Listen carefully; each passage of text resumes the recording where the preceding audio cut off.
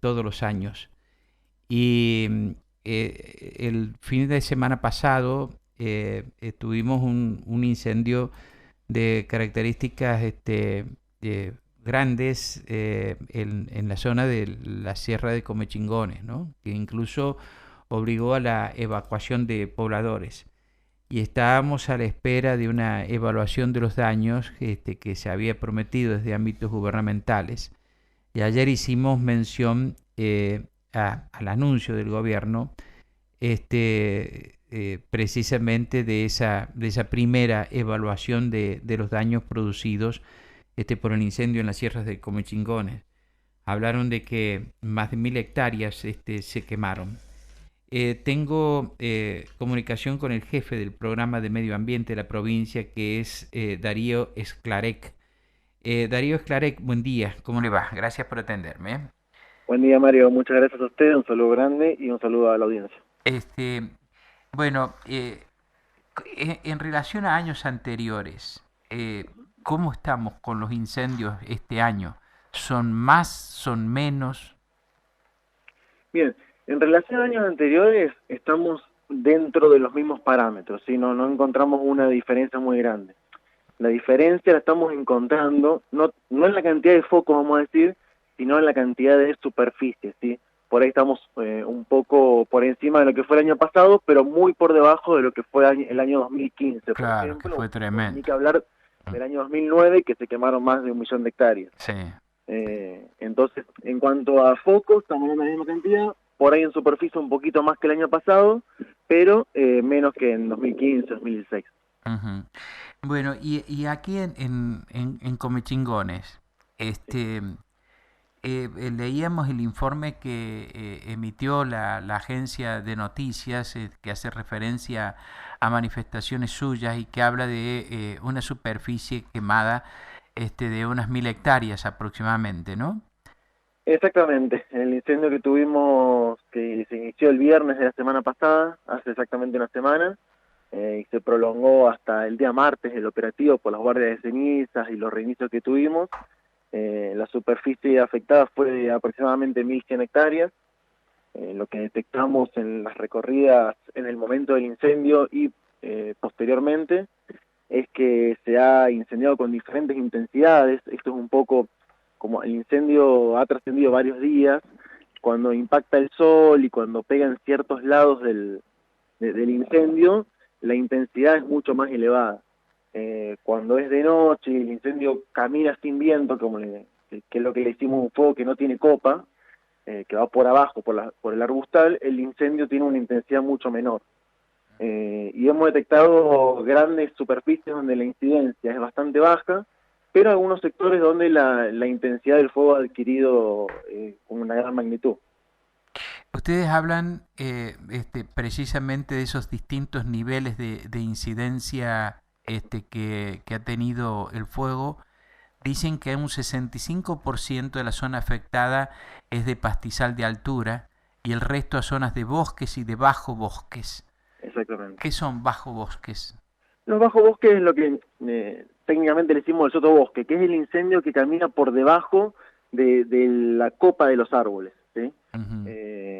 Cuando hablamos del pastizal de altura, son los incendios, el incendio cuando lo vemos en la sierra, la zona alta, donde no hay árboles, todo eso es pastizal de altura. Después Sí. tenemos la zona de bosque, de laderas, vamos a decir, de la sierra, donde está la transición entre el pastizal y el bosque.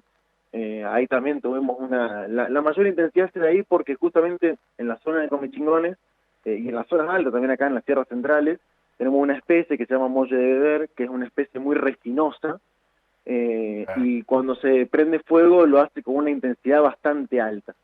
Entonces es muy difícil combatirlo en ese momento, incluso para los bomberos, cuando hay viento y el molle de ver agarra la copa y tratan de alejarse porque realmente es muy difícil apagarlo. Ujú. Eh, Eso, y el estrato más bajo del bosque, que nosotros también lo consideramos bosque, a ver, el bosque está compuesto de diferentes estratos, no es solamente los árboles. El estrato arbustivo, vamos a decir, que es el estrato medio, también lo consideramos bosque. Bueno, eso es lo que le decimos el bajo bosque, el sotobosque. Bueno, y en cuanto al, ustedes advierten que esto se va a recuperar, pero que el peligro mientras tanto está en la erosión de los suelos, ¿no? Si hay vientos, por ejemplo, ¿no? Claro, O exactamente. aguas fuertes. Sí, cuando a mí me gusta hacer una analogía para estos casos, que es pensar en el ecosistema como una orquesta sinfónica, vamos a decirlo. Ajá. Eh, una orquesta que viene ensayando hace muchos años y está muy aceitada. De golpe nosotros le sacamos un violinista y ya la orquesta no suena como antes. Y tal vez intentamos contratar a otro violinista y por ahí puede sonar desafinado y puede sonar raro y hasta que encuentra de nuevo el punto donde suena todo perfecto, puede pasar mucho tiempo. Bueno, el ecosistema después de una incidencia de este tipo se encuentra sin el violinista. ¿Sí? Es una orquesta que ya ha perdido ese punto de equilibrio, vamos a decirle. Eh, Hoy, por lo que pudimos ver en las sierras, las zonas de baja intensidad del fuego, es muy probable que ya el año que viene lo volvamos a tener con los árboles con hojas, con el follaje, pero en las zonas con alta intensidad es muy probable que haya árboles que hayan muerto, que vayan a quedar en pie, y haya que hacer un trabajo a largo plazo en donde se reemplazan esos árboles, se foresta con especies nativas. Hay un plan de restauración provincial que se está llevando a cabo. Ya estamos restaurando porque es un proceso muy largo, aproximadamente 300 hectáreas que se han incendiado en la reserva de la Florida, también otro incendio en la zona de Comechingones, que fue en la zona de la reserva Mogote Gallo, un incendio muy grande que hubo en el año 2013, también hicimos una intervención ahí porque hay que esperar un tiempo para ver cómo va evolucionando el ecosistema y cuando ya encontramos que el ecosistema no puede recuperarse del todo sin la intervención humana, ahí es cuando nosotros intervenimos.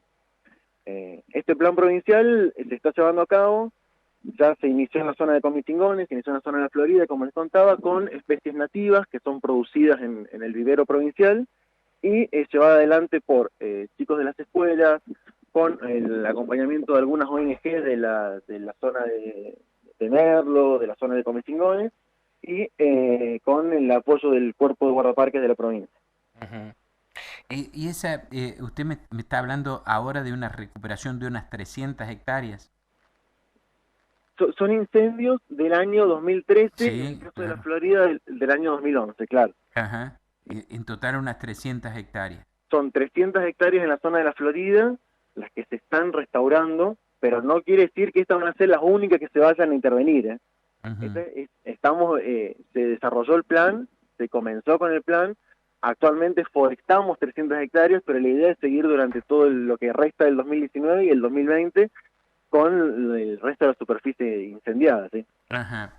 Mire, hay una situación que a mí siempre me impacta un poco, ¿no? Uh -huh. Incluso podría mencionar una zona que, bueno, está acá nomás, unos pocos kilómetros al norte de la ciudad de San Luis, digamos, pasando la maternidad Teresita Baigorria, yendo hacia la punta, Sí. en que uno ve bosques naturales quemados, ¿no? Uh -huh. Y entonces uno dice, che, mira, esto fue hace ya 6 7 años Sí. y están ahí los árboles secos, como una, digamos, como un hito de lo que aconteció. Uh -huh. Ese es el tipo de bosques que buscan recuperar. Exactamente, esos bosques que nosotros vemos ahora, esos palos que ahora quedaron, vamos a decir así, eran árboles y ahora han quedado como palos de color Sí. gris o negro. Eso nos muestra que ha habido un incendio de gran intensidad donde los árboles no han podido recuperarse y esos son los lugares donde hacemos intervenciones. A veces es muy difícil coordinar con los titulares de las tierras, por eso todas las recuperaciones que iniciamos ahora, que tenemos una producción de plantas bastante importante y que ya estábamos en condiciones de hacer las forestaciones, se hicieron en terrenos fiscales, en terrenos que manejamos nosotros, que son las áreas naturales protegidas. ¿Y por qué Eh, cuesta con los particulares?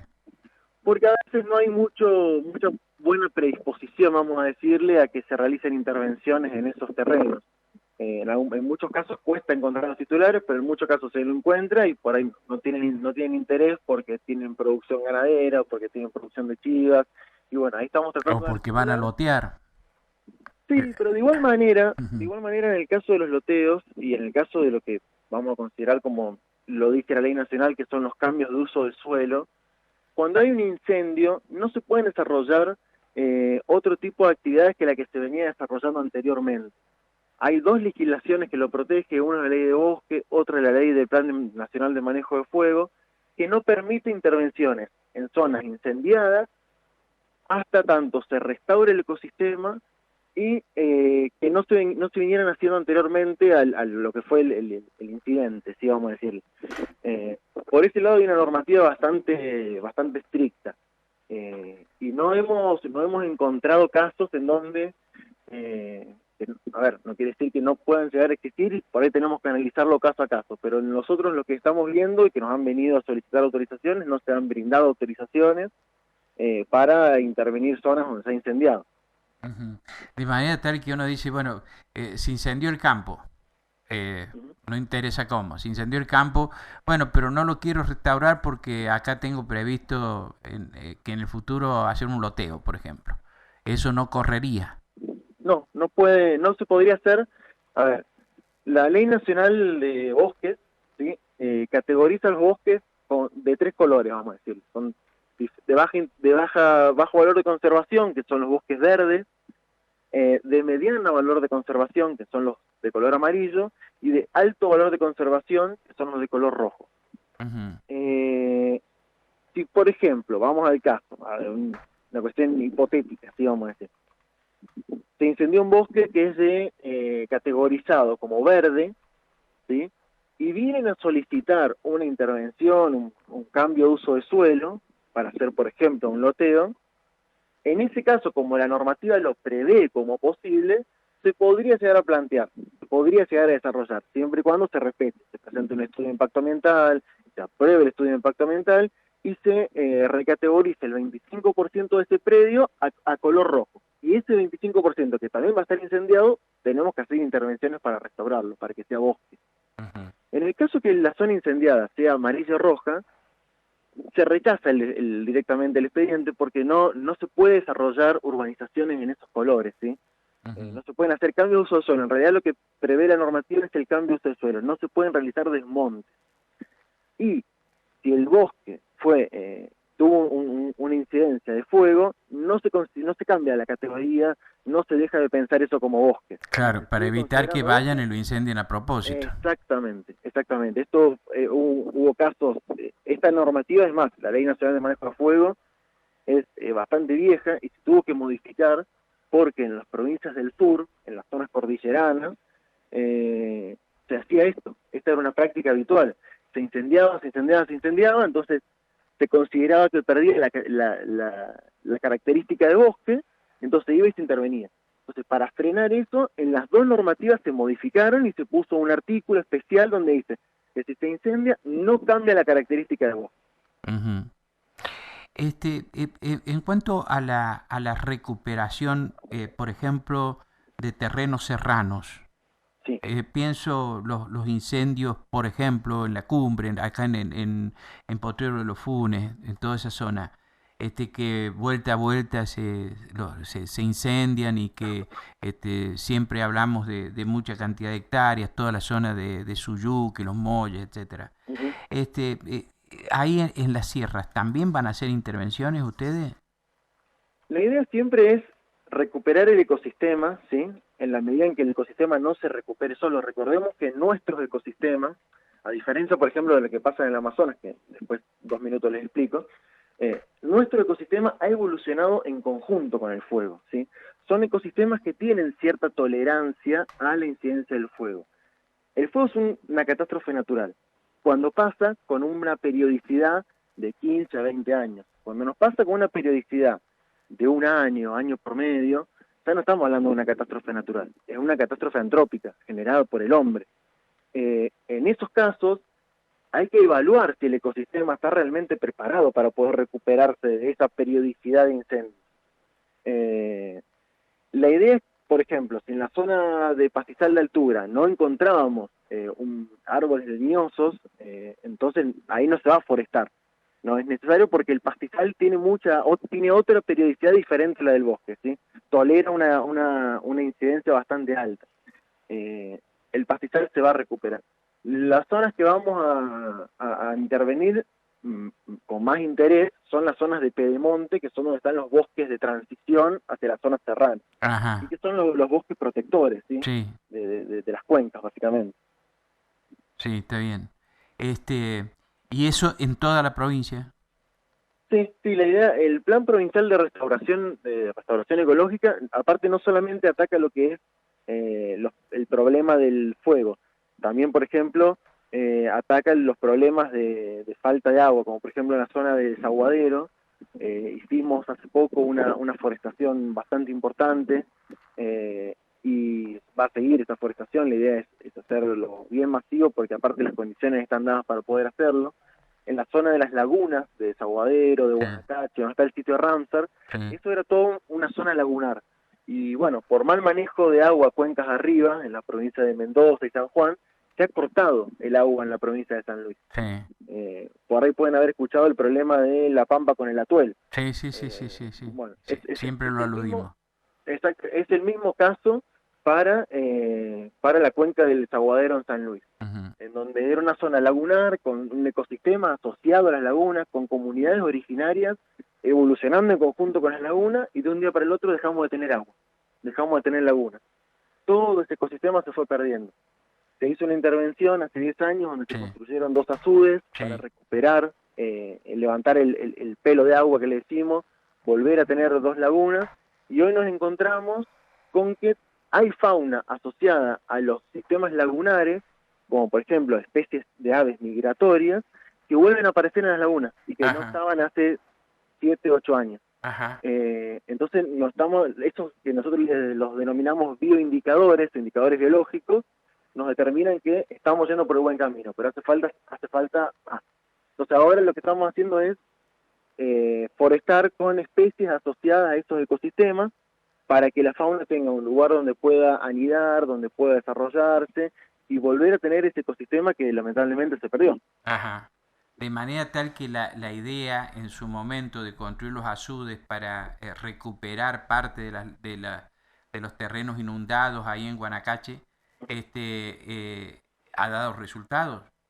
Sí, sí, hemos encontrado muy buenos resultados porque, como les decía, hay fauna que no se veía, que no tenía un lugar de reposo, porque imaginemos que estas Ajá, especies de aves hacen migraciones sí, de claro. cientos y cientos de kilómetros, Sí, sí. y habían perdido esos lugares de reposo. Ajá, Veamos qué tan importante eran las lagunas de Desaguadero, que ajá. en las cartas de navegación española, ¿sí? Cuando cruzaban desde provincia de Buenos Aires, del Atlántico al Pacífico, Se mencionaba. figuraban las lagunas de Desaguadero en las cartas de navegación española. Ajá, Figuraban como el último punto antes de cruzar la cordillera para juntar comida, porque había pejerreyes, para juntar agua, porque el agua era más dulce. Ahora encontramos que, por ejemplo, en la laguna sur, el nivel de salinidad es muy alto. Es 3 veces más alto que el mar, por ujú, ejemplo. Y esto es parte del mismo proceso erosivo. Y en la Laguna Norte no, en la Laguna Norte ya empezamos a encontrar peces, empezamos a encontrar mojarras y plantas vasculares que están asociadas a los sistemas acuáticos. Y en la Laguna Sur, con el tiempo y con estas forestaciones que estamos haciendo, las mismas plantas van a empezar a oxigenar el agua, va a empezar a circular de otra forma, y vamos a bajar el nivel de salinidad para que pueda aprovecharse de otra forma. Está lleno de flamencos. La última recorrida que hicimos contamos 200 flamencos, y ajá, hace 10 años no encontrábamos flamencos. ajá. Bueno, esto nos indica entonces que vale la pena cuidar el medio ambiente. Totalmente, totalmente. La idea es que no tengamos que llegar a los planes de restauración, ¿sí? Porque el plan de restauración se da cuando ya el ecosistema está degradado. La idea es que lo protejamos antes. Hay mucha normativa, hay un trabajo bastante importante de fiscalización, pero bueno, también necesitamos que la gente tome conciencia de la problemática, de lo que implica un incendio, de lo que implica un desmonte, necesitamos el compromiso también de la gente. No nos sirve de nada a nosotros salir a sancionar, lo que tenemos que hacer es trabajo preventivo, por eso se va a las escuelas, todo el año damos charlas, se hace difusión, pero necesitamos que la gente cobre real dimensión. El cambio climático no es palabrerío, es una realidad, y si nosotros desarrollamos este tipo de acciones, contribuimos al cambio climático. Y hay que frenarlo de una forma, hay que tomar conciencia, nos impacta a todos. Lo que pasa es que es una problemática tan global que parece que nunca nos va a afectar a nosotros, pero tener... Claro, siempre está lejos. Claro, parece que siempre está lejos, pero la realidad es que uno habla con la gente y le dice, ¿vio qué invierno caluroso que hemos tenido? Sí, que invierno caluroso. Y bueno, esto es un impacto regional del cambio climático. Hemos tenido un invierno con temperaturas de 23, 24 grados, no es normal eso. Entonces, es una problemática global, pero con una incidencia local bastante importante. Darío, una última pregunta. Lo vuelvo al tema de Comechingones antes de cerrar la nota. Sí. Lo que pasó en Comechingones, a mí me impresionó ver imágenes, digamos, de esas dos lenguas de fuego, Uh-huh. en forma de V, que teníamos ahí durante el fin de semana pasado. ¿Eso es grave? ¿Es muy grave? ¿Es más o menos grave? ¿Cómo es? ¿Cómo lo califican? No, toda catástrofe natural, o generada incluso por el hombre, es gravísimo. Es gravísimo. Ah, gravísimo. Sí, todo desastre natural es grave. No podemos considerarlo, no hay que menospreciarlo porque podemos tener algún problema importante, por eso hacemos las recorridas.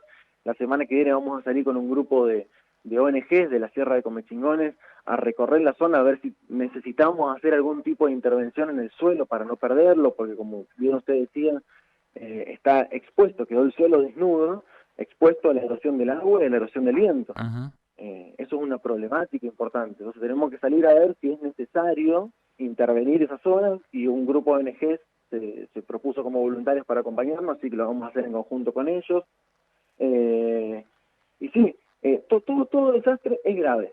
Lo que puede pasar es que no es necesario a veces intervenir, el ecosistema tiene la capacidad de recuperarse solo, y a veces es necesario intervenir para que el ecosistema vuelva a su estado anterior.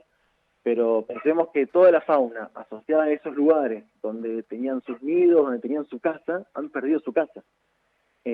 Todo ese suelo que protegía las sierras, que hacía que cuando lloviera el agua bajara despacito, que digamos, esos bosques grandes, ya no está más. Entonces, claro, nada lo frena. Es grave, sí. Es Darío, grave. yo le dije que era la última pregunta, pero en realidad acá me entra un mensaje.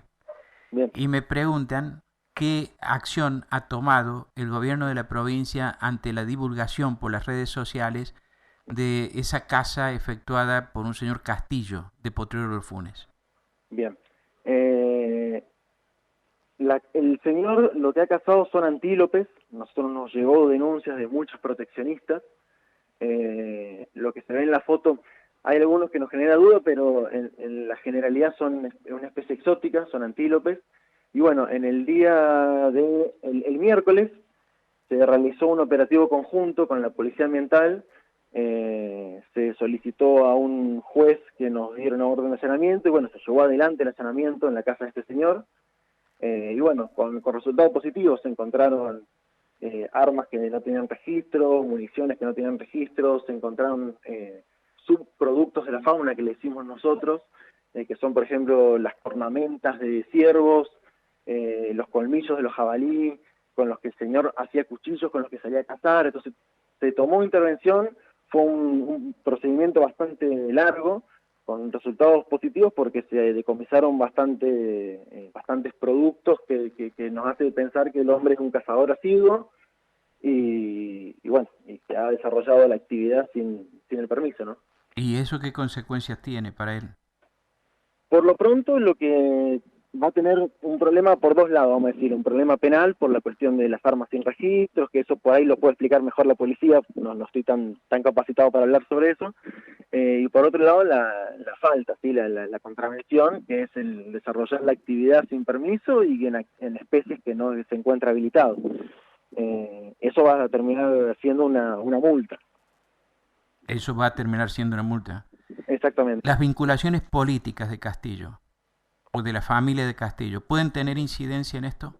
Pregunto. Sinceramente, desconozco. Y a mí nadie me ha llamado para decirme algo, ni nada por el estilo. Entonces no podría hablar sobre alguna incidencia política. No la conozco yo por lo pronto. Digamos, su exhibicionismo no es parte de eso, ¿no? No será parte de eso, de que se cree impune. Mire, nosotros no es el único que ha desarrollado esta actividad. Y en otros casos, por ejemplo, nos pasó un local en el centro de San Luis, que ahora no recuerdo el nombre, que publicaba los pájaros que trampeaba y los vendía como si fuese, no sé, chupetines. Y lo publicaban también sintiéndose impune, no sé, tal vez pensando que no se accionaba, que no pasaba nada, y cuando hicimos el allanamiento nos encontramos casi con 250 pájaros capturados de forma ilegítima y vendidos. No es una acción que desarrolle una persona por sentirse impune, por tener vinculaciones políticas o cosas así. Creo que es una generalidad, ¿sí?, de la gente. Creo que en muchos casos lo hacen también por desconocimiento. Lo que nos escribía el señor, que no nos mostró permiso, entonces yo desconfío de lo que él me dice, es que lo cazó en la provincia de Buenos Aires. Sinceramente no sé. No sé por qué no nos mostró permiso ni siquiera de la provincia de Buenos Aires. Entonces, donde lo haya desarrollado la actividad, la desarrolló de forma ilegítima. Tal vez pensando que como son especies exóticas, que compiten con especies nativas, nadie le iba a decir nada, pero la verdad que la imagen es fuertísima. Hay un valor intrínseco en la vida que va más allá de que la especie es exótica o nativa. Y bueno, eso hay que sancionarlo. Gracias por la información. No, Muchísimas por gracias. favor, a disposición. Muchas gracias. Darío Sklarek, quien es el jefe del programa de medio ambiente de la provincia, estuvo esta mañana aquí en Nada Secreto, en Radio Universidad. La última referencia, la sugerida por el oyente, está vinculada con la divulgación durante los últimos días de una serie de una fotografía en la que aparece este señor Castillo de Potrero Los Funes, posando con una serie de animales cazados. Y esto generó mucha reacción en las redes sociales, de críticas, etcétera, ¿no? Bueno, ahora nos dicen que efectivamente hubo un procedimiento policial, que ha habido secuestro de armas y que no ha habido muestra de los permisos de caza. Y ha señalado además que se estaría ante la Comisión de